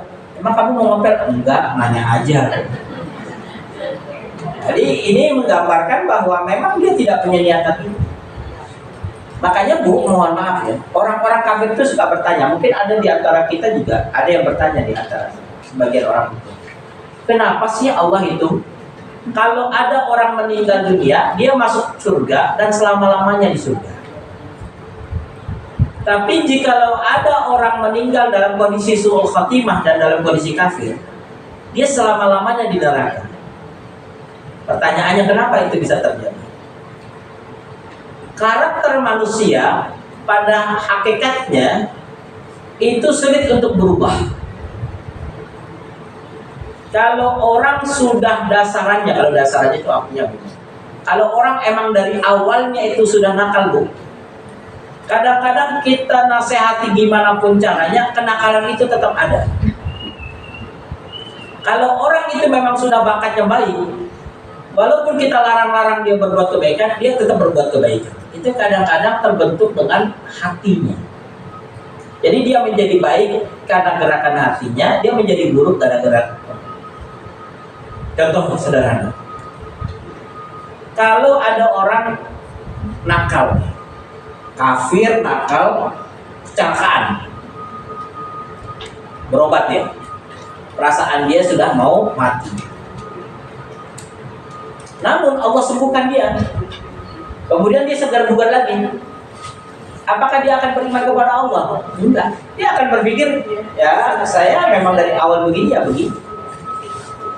Maka seandainya ada seseorang yang dihidupkan, dimatikan lagi, dihidupkan, dimatikan lagi, itu belum tentu dia mengatakan bahwa dirinya beriman kepada Allah. Sebagaimana orang yang beriman kepada Allah sudah dihidupkan atau disakitkan dengan berbagai macam ujian, cobaan, dia tetap beriman kepada Allah, maka memang dia sudah menjadi orang yang beriman kepada Allah. Maka wajar Kalau orang yang dalam hatinya selalu beriman kepada Allah, dengan berbagai macam ujian Allah jadikan dia dengan ujiannya itu berat, tapi dia tetap beriman kepada Allah, dia calon penghuni surga. Maka ketika dia meninggal, wajar kalau dia masuk surga selama-lamanya. Kalau orang kafir, berbagai macam ujian yang sudah Allah berikan kepadanya tetap menjadikan dia ingkar kepada Allah. Pernah dia kaya, miskin, kaya lagi, miskin lagi, tapi tetap ingkar saja kepada Allah. Maka dia sudah mengazabkan dirinya dengan kekafiran. Seandainya dia meninggal, dia hidup lagi, maka dia tetap kafir. Kenapa? Karena memang sudah bawaan diri. Maka kita berharap agar kita ini termasuk orang-orang yang masuk ke dalam surganya Allah, karena kita bisa melewati hidup ini dengan sebaik-baiknya. Selanjutnya, lalu apa yang harus kita lakukan? Ila rabbika muntaha, kepada Tuhanmu lah dikembalikan kesudahannya atau ketentuan waktunya. Artinya apa? Muntaha itu tempat akhir dari sebuah perjalanan manusia atau perjalanan pengetahuan manusia. Kalau bahasa sederhananya kita itu, mentoknya ilmu kita itu ketemunya kepada ilmu Allah. Ibu sehebat apapun, ilmunya adalah ilmu Allah. Kalau mau bicara tentang hari kiamat, dengan penelitian sehebat apapun, dari ilmu astronominya, dari ilmu arkeologinya dan sebagainya, yang paling tahu tentang datangnya hari kiamat tentang Allah, tetap Allah. Itu namanya ila rabbika muntaha, kepada Tuhanmu lah dikembalikan semua pengetahuan tentang kesesudahan waktu yang akan kita dapat. Sehingga artinya apa? Kita jangan mengotak-atik tentang bagaimana kondisi dari hari kiamat itu, karena yang tahu tentang hari kiamat itu persisnya hanya Allah. Yang kita tahu hanya rambu-rambunya dan isyarat-isyarat. Ila rabbika muntaha. Ya, jadi muntaha itu dari kalimat intaha. Intaha itu habis. Muntaha tempat habis. Tempat habisnya apa? Tempat habisnya logika kita, akal kita, pikiran kita itu terbatas. Karena tempat di mana semua informasi itu semua hanya di tangan Allah, di dalam genggaman Allah. Kita tidak akan pernah sampai. Mohon maaf, Nabi saja yang pernah ke Sidratul Muntaha, tempat yang tidak pernah didatangi oleh manusia di dunia ini, bahkan malaikat satupun, kecuali Rasulullah SAW sampai ke Sidratul Muntaha. Itu Rasulullah tidak tahu tentang hari kiamat, padahal sudah sampai sana. Lah kita di dunia ini, hidup kita belum sampai kemana-mana, belum keliling ke 114 negara, belum pernah ngelewatin bulan, belum pernah melewati Mars, ya, Pluto dan sebagainya. Rasulullah itu ila sama'is sabi'ah, sampai ke langit yang ketujuh. Bahkan di langit yang ketujuh ila sidratil muntaha, sampai tempat yang sangat tinggi. Rasulullah yang sampai tempat sangat tinggi saja tidak tahu kapan datangnya hari kiamat, apalagi kita. Maka kita jangan disibukkan dengan menjawab waktu atau pertanyaan, karena semua wallahu a'lam bissawab. Hanya Allah yang tahu tentang kejadiannya. Yang bisa kita lakukan adalah meyakinkan mereka bahwa hari kiamat itu adalah hari pembalasan, dan kita harus mempersiapkan diri kita kalau hari itu datang. Ya, innallaha indahu ilmus sa'ah. Ya, qul innama ilmuha inda rabbi la yujalliha liwaqtiha illa huwa. Ya, jadi ditancapkan itu adalah tentang persiapannya, bukan datangnya kematian ataupun hari kiamat. Kenapa Allah mengeluarkan ayat ini tadi, Bu? Karena mereka itu bertanya kepada Nabi bertubi-tubi, maka Allah menjawabnya juga bertubi-tubi. Kan dimulainya dari sini. Yas'alunaka 'anis sa'ati ayyana mursa. Ayyana mursa. Ya Muhammad, ayyana mursa. Hina waqtaha. Kapan waktunya? Hari apa? Bagaimana kejadiannya? Pertanyaan-pertanyaan. Maka Allah menjawabnya dengan ayat ini dan memberikan penguatan. Fima anta min dzikraha. ila rabbika muntahaha. Itu jawaban yang Allah ajarkan kepada Nabi berhadapan dengan orang-orang yang tidak percaya terhadap hari kiamat. Kita ini mungkin termasuk yang beruntung karena lingkungan kita hampir jarang orang-orang yang ateis. Mohon maaf, di tetangga ibu, di lingkungan ibu ada yang ateis nggak sampai hari ini? Ibu tahu ateis, Bu? Ateis itu mulhid. Mulhid itu orang yang tidak mengakui adanya Tuhan di muka bumi ini. Ya, dia tidak punya agama, dia tidak punya Tuhan, dia tidak punya keyakinan. Jadi hidupnya itu berdasarkan dengan pikiran dia sendiri. Itu namanya ateis. Nggak ada kan, Bu, ya? Ada nggak di keliling ibu orang-orang musyrik? Ada kan? Orang-orang yang beriman tapi dia musyrik. Tapi pertanyaannya, seberapa besar orang-orang musyrik itu menyerang kita? Karena di Indonesia mungkin mereka orang-orang musyrik menyembunyikan diri. Kalau penyerang kadang-kadang sekedarnya doang. Lah yang terjadi pada Rasulullah terbalik, Bu. Ini kan ayat turunnya di Mekah. Ketika Nabi menyampaikan tentang hari kiamat, tentang surga, neraka dan sebagainya, mereka datang. Ayyana mursaha, kapan datangnya? Jam berapa datangnya? Tahun berapa datangnya? Bulan apa datang? Maka ketika Rasulullah SAW dalam kondisi sedemikian rupa, maka Allah turunkan ayat tadi. Kemudian jawabannya, ya, fima anta min dzikraha ila rabbika muntaha. Maka ketika ayat ini diturunkan, orang-orang yang menghardik Nabi, menghina Nabi dengan kemusyrikannya, mendengar ayat ini mereka berpikir, ternyata Tuhannya Nabi Muhammad itu membela dia ya. Saya tanya-tanya tentang ketentuan waktunya, Tuhannya mengajarkan dia untuk tidak menjawab pertanyaan saya. Padahal saya juga tahu bahwa kalaupun dia menjawab, saya tidak akan pernah percaya dan beriman. Itulah sebenarnya logika orang-orang kafir. Kalau dia betul-betul hatinya bersih, dia akan beriman kepada Allah. Kok bisa ya apa yang mereka tuduhkan, ya, kemudian dijawab oleh Allah? Ya, makanya kan Bu pernah ya dengar di dalam Al-Quran itu ayat surat apa, Bu, yang Mutullim sama amin. Artinya di situ ada 10 karakter orang yang buruk. Jadi dalam ayat itu disebutkan tentang 10 karakter orang buruk. Ya, mu'tadin asim, ya. Dia selalu menentang kebenaran, selalu begini, selalu begini. Nah, itu ternyata terjadi kepada tokoh orang musyrik yang ada di Mekah. Jadi dilihat yang satu, kata orang, itu karakter kamu banget. Yang kedua, kamu juga. Yang ketiga, kamu juga. Yang keempat, kamu juga. Yang kesembilan, kamu juga. Dia bilang, ayat itu nggak turun kepada saya. Kemudian kata orang-orang, tapi karakter kamu semua ada loh dalam Al-Quran. Sudah dijelaskan oleh Allah tentang diri kamu. Ada satu. Saya itu disebut sebagai anak zina. Padahal saya itu anak ibu saya anak bapak saya. Bahkan dia memakai nama ayahnya di dalam nama. Jadi jadinya di situ Rabi'ah ibn Uqbah. Uqbahnya itu ayahnya.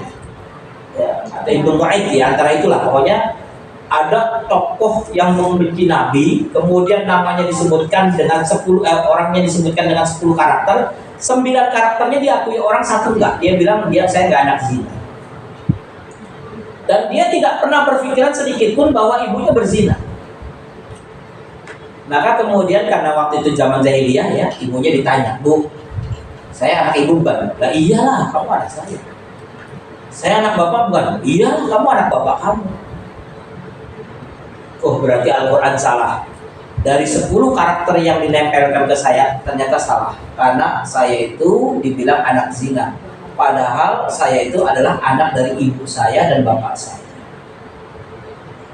Akhirnya dia berpikir lama, apa betul ini ya, bahwa saya itu seperti itu.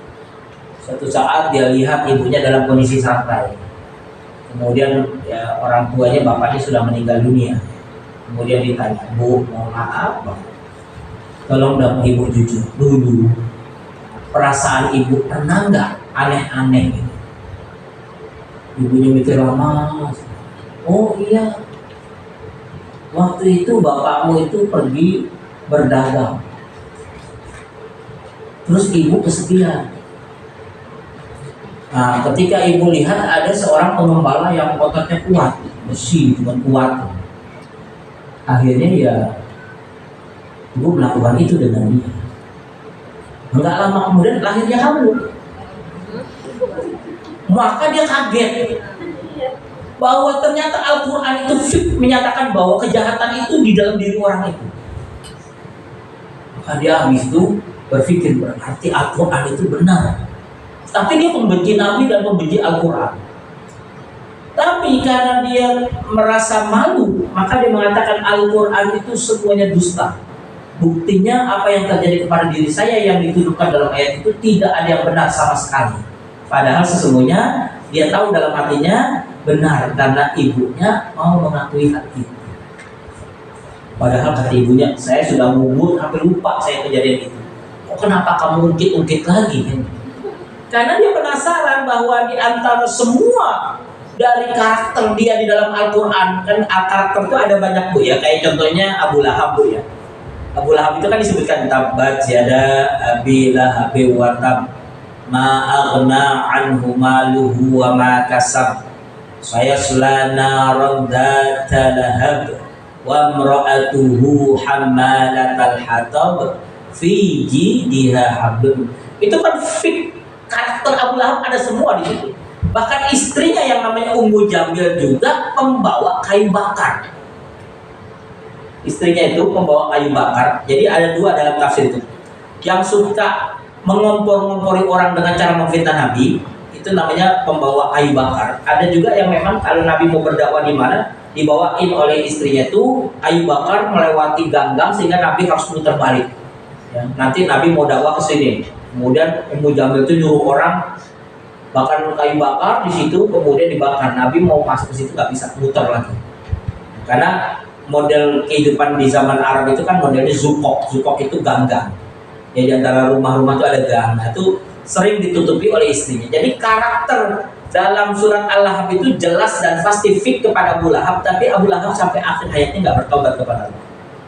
Itu karena apa? Karena kerasnya hati orang-orang kafir. Sama seperti tadi yang saya sampaikan itu ya. Ada namanya Ibnu Mu'aid atau Ibnu Rabi'ah.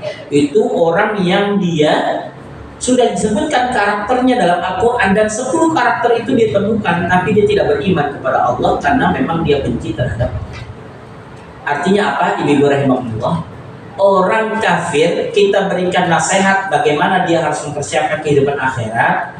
Kalau dia memang betul-betul mempercayai apa yang kita katakan, dia ikut mempersiapkan diri agar akhiratnya nanti baik.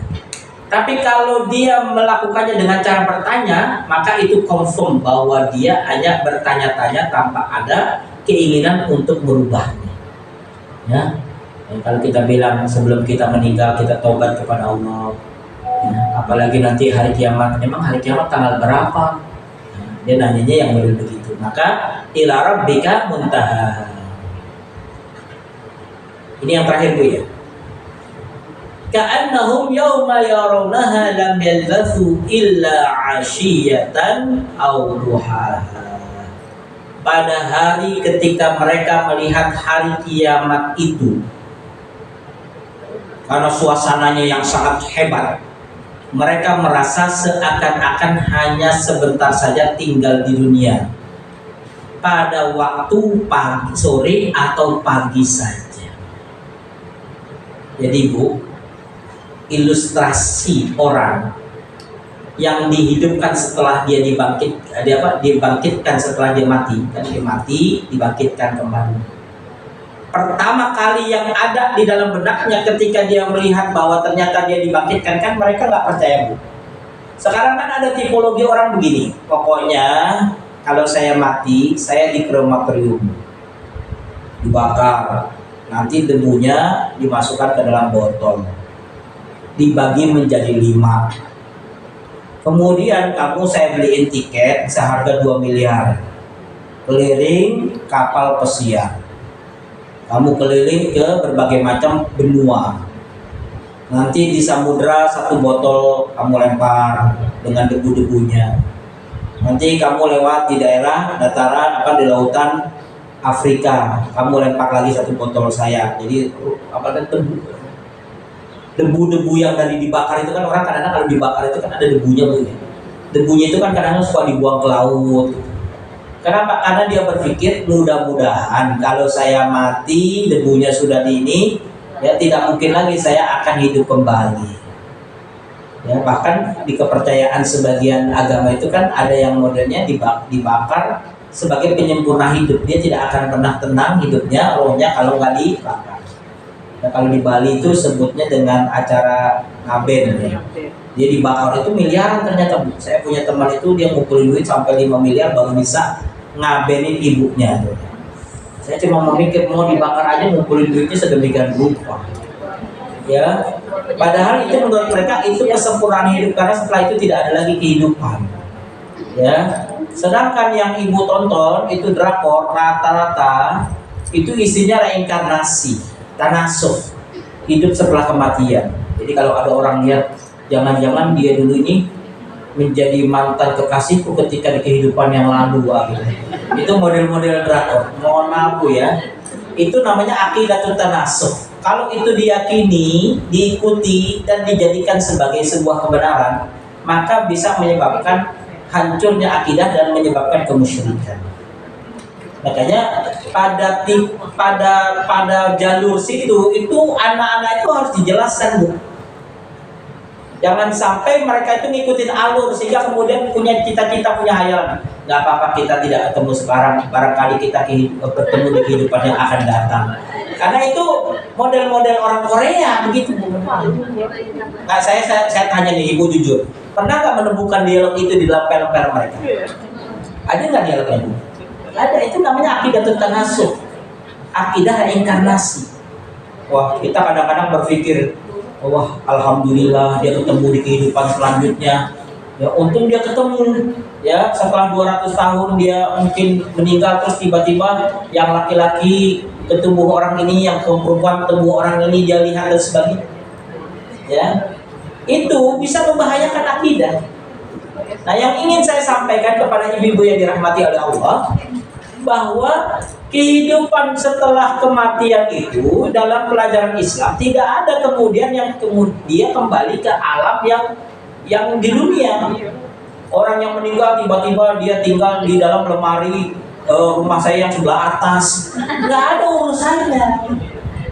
Ya, kalaupun memang itu pernah terjadi, itu namanya qarin. Yang kejadian Bu di kampung saya, bukan di kampung saya, tempat saya ngajar. Kalau nggak salah di Kota Bogor Bu. Jadi suatu saat ada seorang anak meninggal dunia. Anaknya meninggal dunia, kemudian dia ditangisi lah oleh ibunya lama sekali. Nah ibunya di dalam mimpinya itu ketemu dengan anaknya itu. Dia bilang, Bu, saya itu punya uang. Selama ini hasil tabungan saya. Uang itu saya letakkan di baju warna coklat. Itu baju nomor 5 dari bawah, di lemari yang paling atas. Nanti uang itu ibu pakai untuk kegiatan-kegiatan ibu. Kemudian setelah itu ibunya pertama mikir ini mimpi atau apa. Akhirnya kemudian penasaran, dibukalah lemarinya, dilihat ada baju 1, 2, 3, 4, 5 coklat ini. Dilihat ada uangnya. Kata dia, Pak Ustadz, apa anak saya datang ya melalui mimpi saya? Saya bilang, kalau orang sudah meninggal dunia, itu secara rohnya itu sudah terpisah. Dan tidak ada lagi yang bisa diinformasikan. Lalu itu siapa? Ya paling itu korinnya. Korin itu jin yang menemaninya selama ini. Nah kemudian ibu itu berharap agar dia ketemu anaknya lagi. Dia ketemu, tapi korinnya itu lagi. Dia cerita gini, dia cerita itu. Saya katakan selama itu bahasa tidak bisa membahayakan akidah, mungkin silakan. Tapi kalau dia sudah membahayakan akidah, lebih baik ibu jangan berinteraksi dengan korin yang seperti itu. Khawatirnya tidak ada makan siang gratis. Artinya ibu dikasih informasi lama-lama dijeblosin kan. Karena korin itu kan dari bangsa jin dan kita nggak tahu apakah dia baik atau buruk. Jadi yang seperti itu kadang-kadang terjadi. Yang ingin saya sampaikan, orang yang sudah meninggal dunia ya sudah, ya meninggal dunia. Ya. Ibu nih contohnya suami istri bilang, Pak, kalau bapak saya terus datang, nanti kalau ibu mau minum, tolong tutup gelasnya, bapak yang angkatin.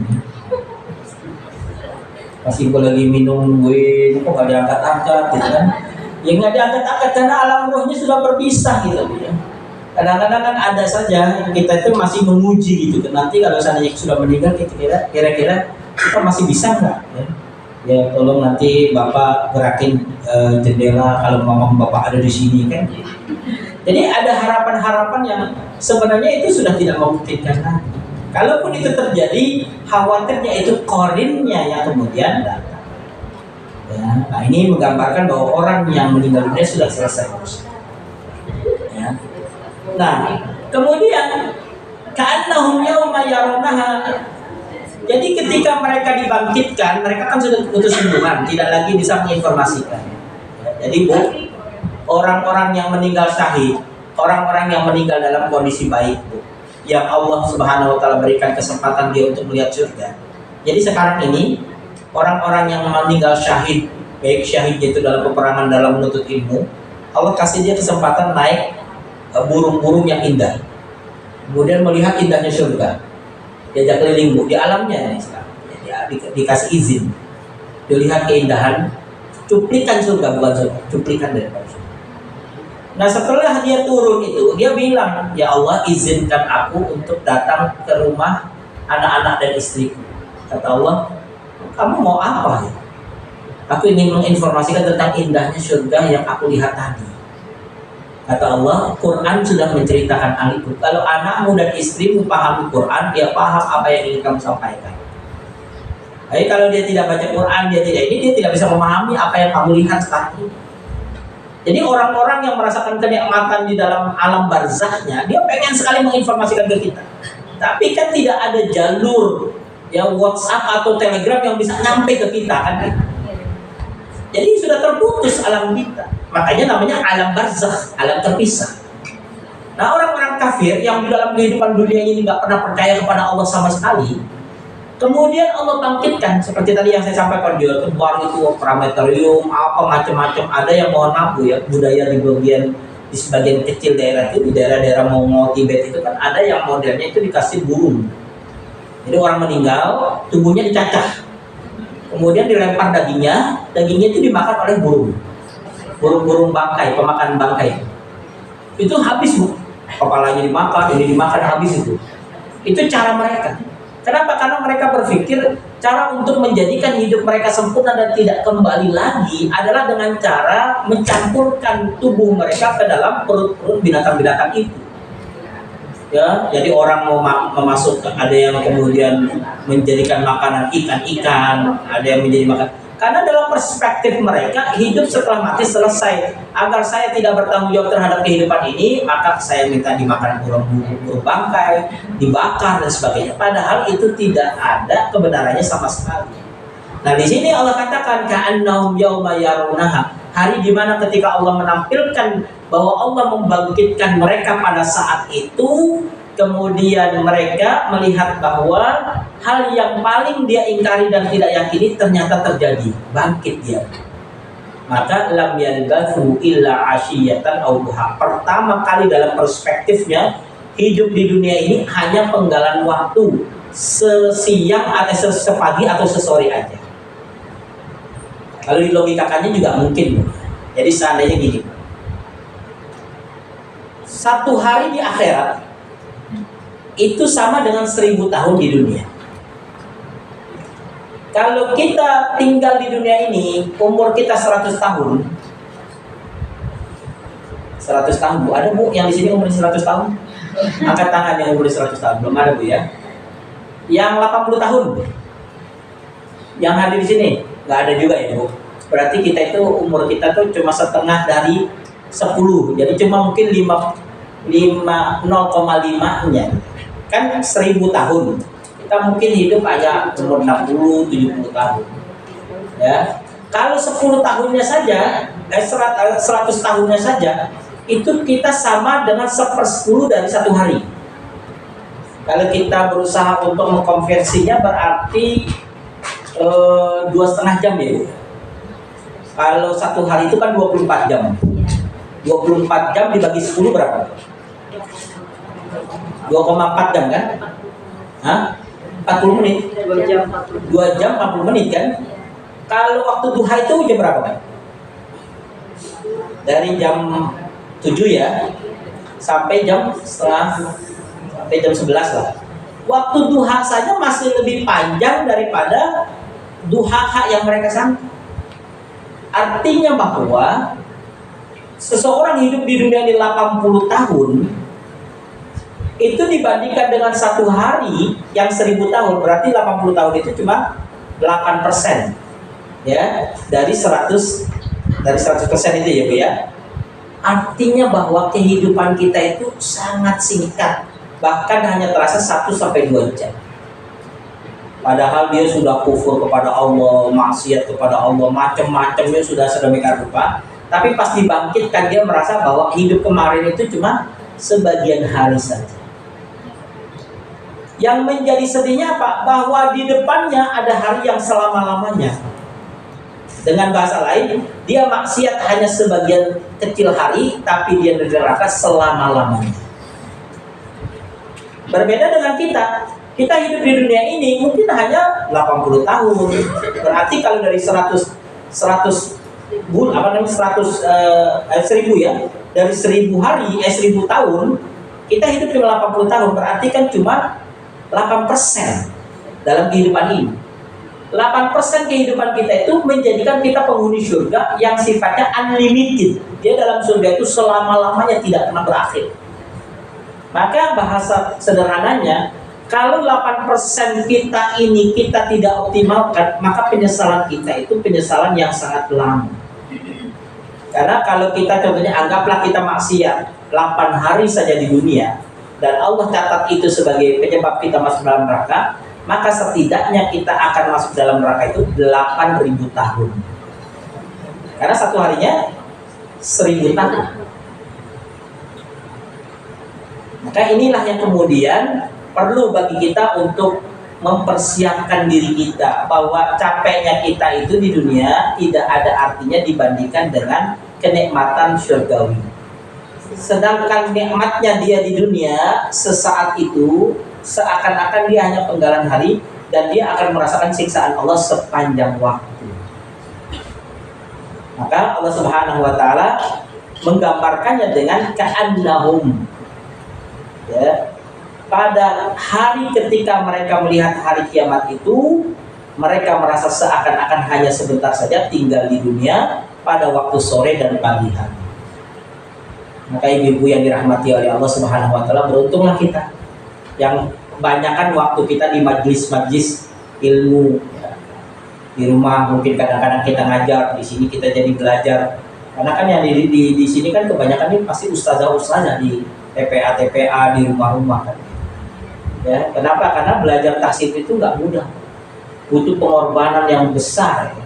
Bahkan lebih ketat daripada jadwal kerja suami kita di kantor kadang-kadang. Ya mungkin gitu ya, tapi itulah cara kita memanfaatkan waktu.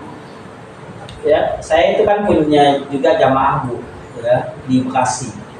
Di Bekasi itu ada Iqra apa kayak ini Yayasan Sahabat Quran. Iqra itu seperti rumah Quran.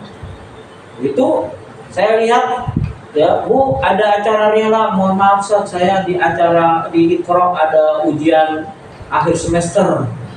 Saya harus ada ujian lisan dulu, ada ujian ini. Saya bilang ini ngalahkan mahasiswa daripada itu. Ya, karena apa kali itu? Tapi nggak apa-apa, karena kan kita memang berharap waktu kita itu terpakai dengan kebaikan. Dan kita bisa menjadi orang yang husnul khotimah. Ya, saya punya kakek baru saja meninggal 3 hari yang lalu. Itu masya Allah, ya meninggalnya pas lagi sholat subuh, pas selesai Kasih pertanyaan. Apakah lewat jam kali ya? Jamnya kan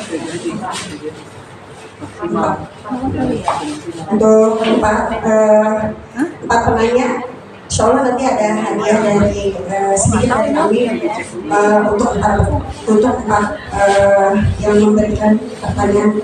Enggak dari ibu yang mau bertanya. Apa Ustaz? Mau langsung dijawab satu-satu atau Iya. Terserah ibu aja. Gimana? Boleh saya kata atau Enggak. Assalamualaikum warahmatullahi wabarakatuh. Waalaikumsalam. Bismillahirrahmanirrahim. Ustaz, tadi kan untuk ada yang orang musyrik ya, yang kafir itu berkaitan dengan kiamat itu mereka bertanya nggak usah diladenin, kasarnya seperti itu ya. Nah, bagaimana kalau yang memang sahabatnya yang kita kenal memang dia kafir, tapi memang dalam rangka pencarian atau mencari Islam gitu ya, kita arahkan ke yang lebih paham, atau memang kita arahkan ke pertanyaan lain, atau seperti apa ya? Kalau memang konteksnya memang dia sedang mencari hidayah ke arah Islam. Gitu saja. Assalamualaikum warahmatullahi wabarakatuh. Waalaikumsalam warahmatullahi wabarakatuh. Langsung aja. Ya, nanti yang lainnya nyusul ya sesuai waktu. Baik, pertanyaannya, kalau ada orang yang memang sedang mencari petunjuk, bagaimana dia bisa menjadi seorang muslim yang kafah? Biasanya kan dia cari-cari tahu dan sebagainya. Maka dalam hal ini ada 3 hal yang perlu dilakukan. Yang pertama adalah jawablah yang bisa kita jawab dan tinggalkan yang tidak bisa kita jawab. Jadi kalau dia tanya tentang rukun sholat, rukun ibadah, dia tanya tentang akidah, selama kita bisa jawab, kita jawab. Tapi kalau dia sudah bertanya tentang hari kiamat, bertanya tentang sesuatu yang tidak kita ketahui, malaikat itu sebenarnya tidurnya gimana sih? Itu kan sesuatu yang kita tidak tahu. Maka yang seperti itu tidak perlu dijawab. Termasuk diantaranya tentang hari kiamat. Maka sampaikan bahwa di dalam Islam kita itu tidak diajarkan untuk bagaimana mengetahui hari-harinya kiamat itu. Tapi kejadiannya kita diajarkan. Nanti di hari kiamat terjadi goncangan, terjadi zalzalah, terjadi keruntuhan langit. Itu kejadiannya boleh kita ceritakan. Tapi kalau bicara tentang waktunya, cuma Allah yang tahu. Itu bentuk jawaban kita yang pertama. Yang kedua, kalau memang dia punya penasaran tinggi dan kita tidak bisa menjawab, dengan khawatir kalau kita tidak bisa menjawab atau menjawab tidak sempurna, menjadikan dia tidak semakin tertarik terhadap Islam, maka arahkan kepada yang lebih tahu. Ya, arahkan kepada ustadz-ustadz yang kita kenal. Silakan kalau mau silaturahim, ya ke ustadz ini atau tanya ke ustadz itu dan sebagainya. Atau mungkin tunjukkan majelisnya. Ya, atau kalau mau ketemu nanti fasilitasi. Ya, dulu saya pernah diminta untuk menjelaskan tentang Islam ke orang Yunani, yang jadi masalahnya bahasa Inggris dia terbata-bata sama dengan saya. Ya, jadi saya menjelaskan Islam itu ya kepada mereka tuh sangat lama, karena dulu zamannya nggak ada translator kayak sekarang. Kalau sekarang kan zamannya sudah ada kan, ya Islam itu adalah begini-begini. Akhirnya kemudian orang itu bicara ke orang ini, kemudian disampaikan ke saya, terus saya jawab, terus dia nyampaikan ke sana. Jadi itu metode pembelajaran orang yang ingin tahu Islam. Akhirnya kemudian dia menyatakan setelah 3 kali bertemu, dia menyatakan saya ingin masuk Islam. Kemudian saya arahkan, kalau kamu mau merasakan bagaimana kebersamaan dengan saudara-saudara kita di Jakarta, itu ada Masjid Al-Azhar di Kebayoran. Itu jamaahnya sangat banyak sekali. Kalau kamu menyatakan Islam di sana, itu artinya karena dia penasaran, diarahkan ke saya ataupun diarahkan kepada ustadz-ustadz yang ada di sekeliling kita. Kalau khawatir jawabannya tidak memberikan kepuasan kepada dia. Yang ketiga, kalaupun seandainya kita ingin mengenalkan Islam kepada mereka dan kita punya keterbatasan waktu, maka carikanlah buku-buku yang berkualitas dari penulis-penulis yang berkualitas. Kamu pengen tahu tentang bagaimana hari kiamat, kamu ingin tahu bagaimana tentang Islam, coba kamu baca buku-buku ini. Itu cara kita untuk bagaimana mengajarkan Islam kepada mereka. Tapi jangan sampai bukunya kita tidak kuasai, minimal buku itu kita tahu pengarangnya apa, isinya seperti apa. Jangan sampai nanti kita salah, ya, yang tadinya kita inginkan dia mendapatkan petunjuk, gara-gara dia dapat buku yang salah, akhirnya dia malah membenci Islam dan sebagainya. Itu cara yang ketiga. Barangkali itu, kalau ada orang yang bertanya di antara teman ibu, bisa ibu jawab semampu ibu atau berdasarkan pada guru-guru atau ulama yang ada di sekitar, ataupun dengan buku-buku yang berkualitas. Demikian, terima kasih.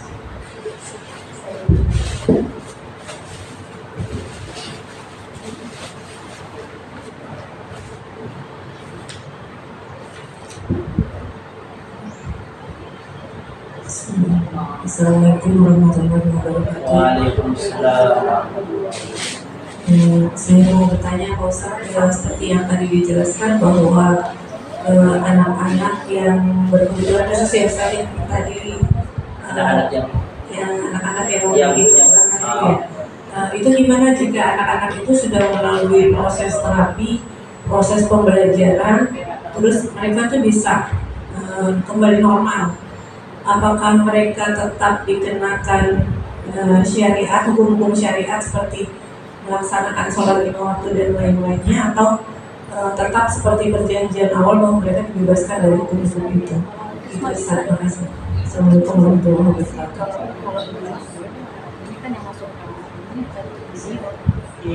Ada lagi yang mau bertanya? Bu, dan sekalian. Assalamualaikum warahmatullahi wabarakatuh. Penjelasannya ya Ustaz, mungkin dari diri saya ya, mampu mengendalikan hawa nafsu yang biar kita istiqomah. Mohon maaf sebelumnya, saya tidak menjelekkan mungkin dari diri saya yang kurang bagus, kurang bisa menguasai hawa nafsu saya.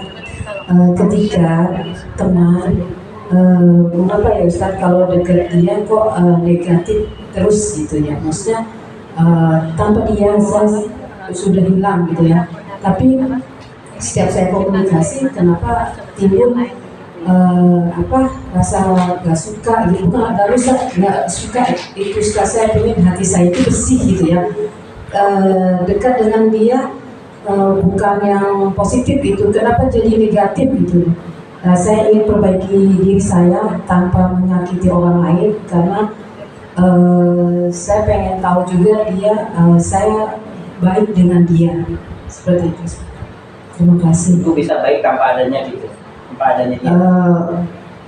Nggak tahu ya Ustadz, kenapa ya ada seseorang itu yang kenapa kita mau baik kok jadi kayak negatif gitu, jadinya timbulnya gitu loh. Tapi kalau enggak itu biasa saja gitu. Dengan yang lain biasa.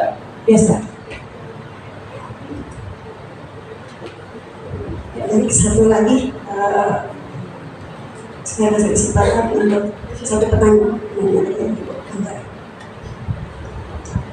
Terima kasih. Ustadz, yang ingin saya tanyakan tadi masih tentang terlahir cacat. Itu kan sebagai tanda bahwa pelajaran bagi kita, makhluk itu pada saat di alam rahim itu menolak keesaan Allah.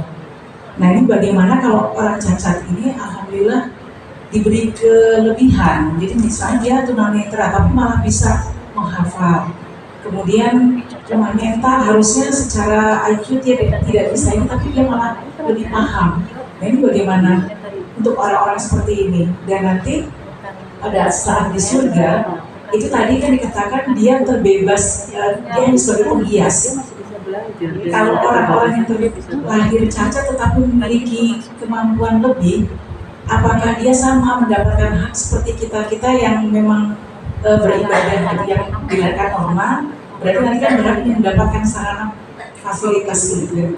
Seperti itu. Terima kasih. Assalamualaikum warahmatullahi wabarakatuh.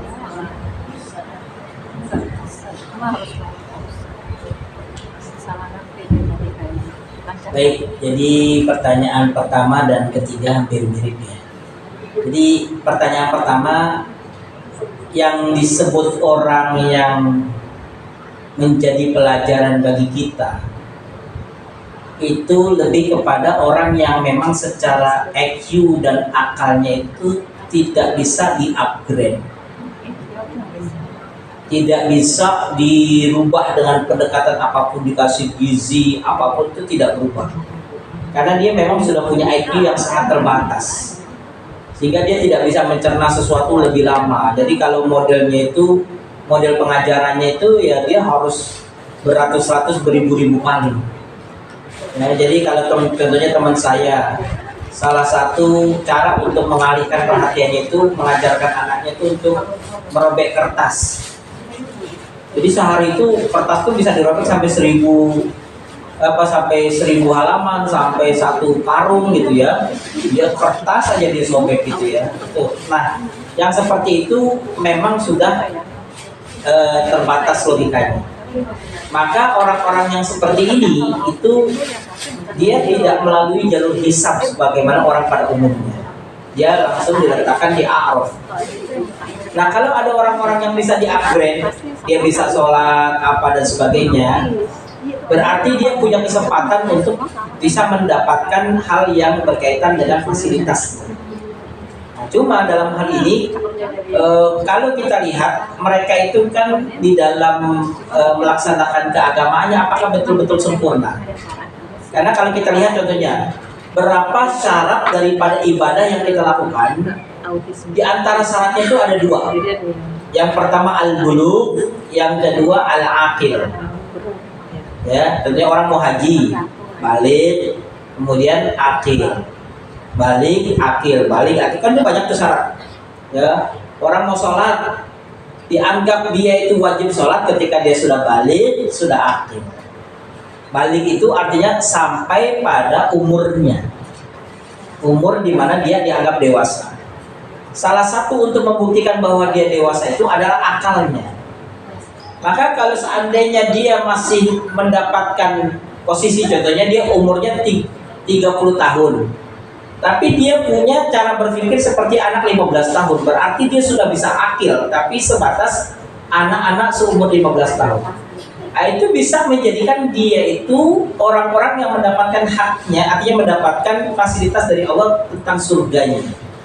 Tapi kalau kita upgrade, dia bisa sholat, tapi dia tidak tahu hukumnya, tidak tahu syaratnya. Kadang-kadang dia terlambat 2 rakaat, tapi salamnya bareng kan gitu kan, tentunya. Maka ini tidak dihitung.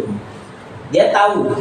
Nah, kenapa kita mendidik dia seperti itu? Pertama adalah untuk menjadikan amal jariah kita, bahwa kita mau mengajarkan dia walaupun dia menerima atau tidak menerima, paham atau tidak paham. Yang kedua, kesabaran kita, bahwa kesabaran kita mendidiknya itu dinilai oleh Allah sebagai kebaikan bagi kita sendiri. Sehingga dalam hal ini tidak ada yang dirugikan. Anak itu tetap masuk surga menjadi perhiasan, dan kita pun mendapatkan kebaikan itu karena kita sabar dan mau mengajarkan dia dengan telaten dan penuh keikhlasan. Nah, jadi tidak ada kata rugi bagi orang tua yang menghadapi hal ini.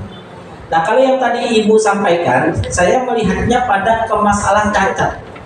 Cacat itu bisa cacat tangan, bisa cacat kaki, bisa cacat mata, dan sebagainya.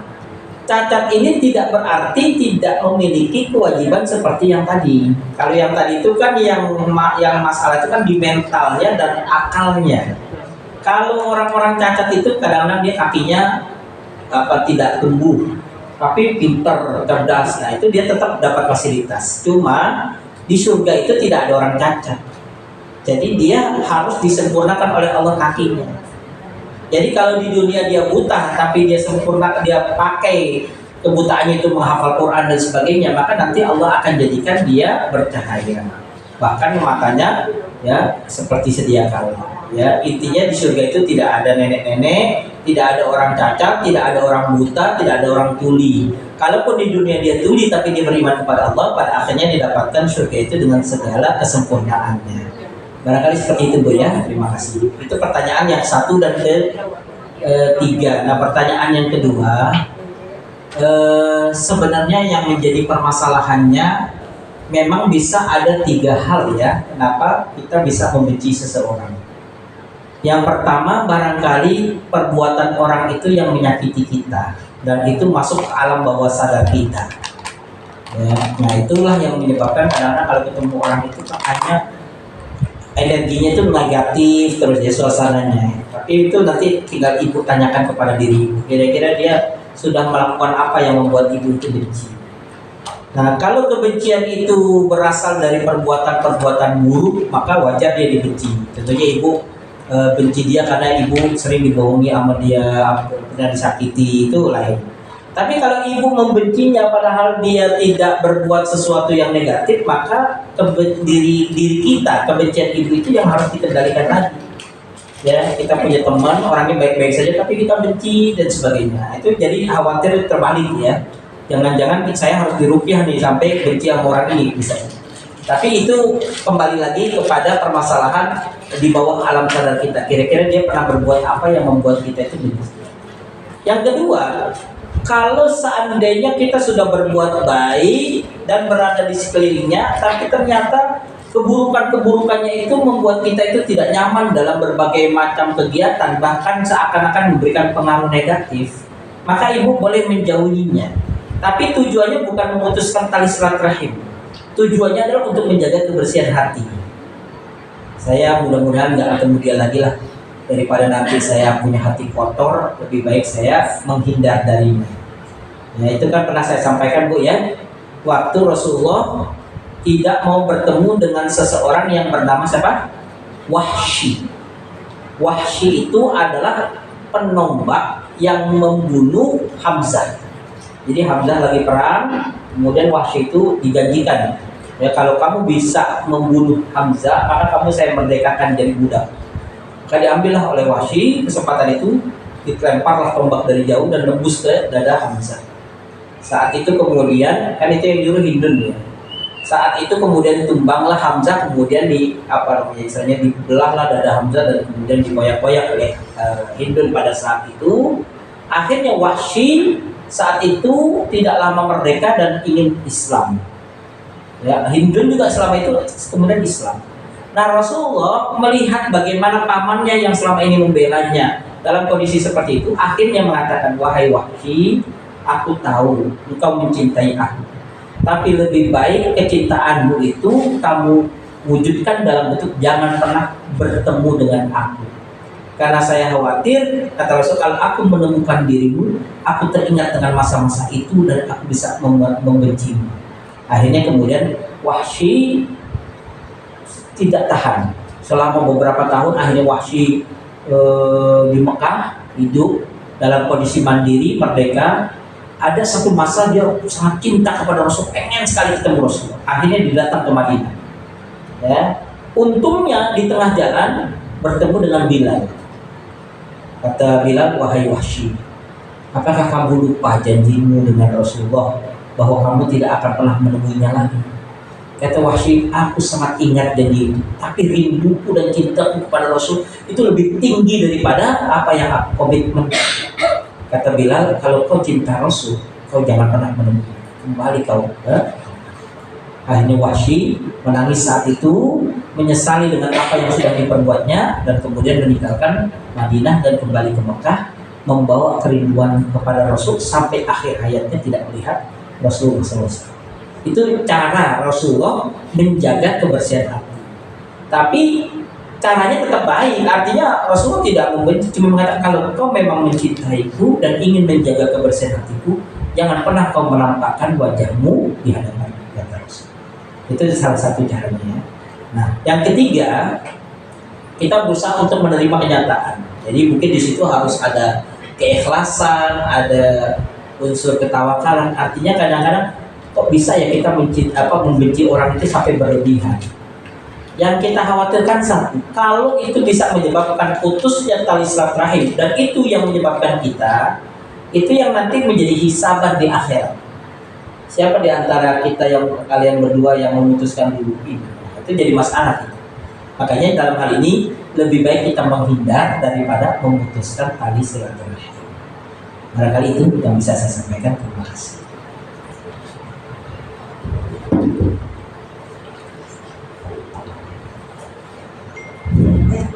Closing dari agenda kita hari ini, betapa pentingnya kita selalu berpikir positif kepada orang lain, karena kunci untuk menggapai istiqomah adalah dengan mengendalikan hawa nafsu.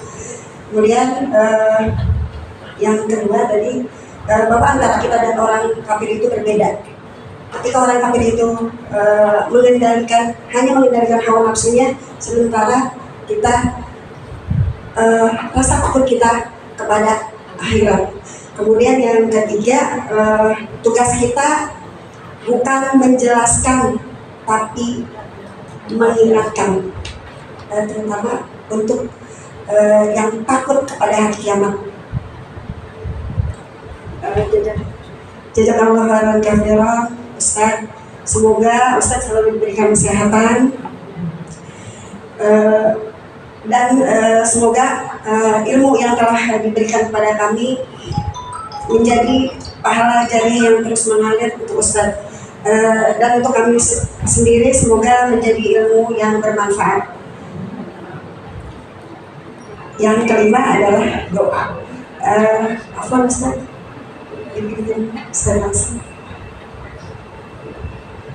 Ya, mari kita berdoa kepada Allah Subhanahu wa taala. Mudah-mudahan Allah senantiasa menjaga, melindungi kita dari berbagai macam mara bahaya dan malapetaka, dan Allah Subhanahu wa taala senantiasa menjaga akidah kita agar menjadi orang-orang yang beriman, berihsan, berislam dengan baik dan benar, dan semoga kita istiqomah di jalan Allah Subhanahu wa taala. Allahumma shalli ala Muhammad wa sahabati Rasulillahi ajma'in, walhamdulillahi rabbil alamin. Hamdan hamidin, hamdan syakirin, hamdan yuwafi ni'amahu wa yukafi'u mazidah. Ya Rabbana lakal hamdu wa liwajhikal karim wa azim sultanik.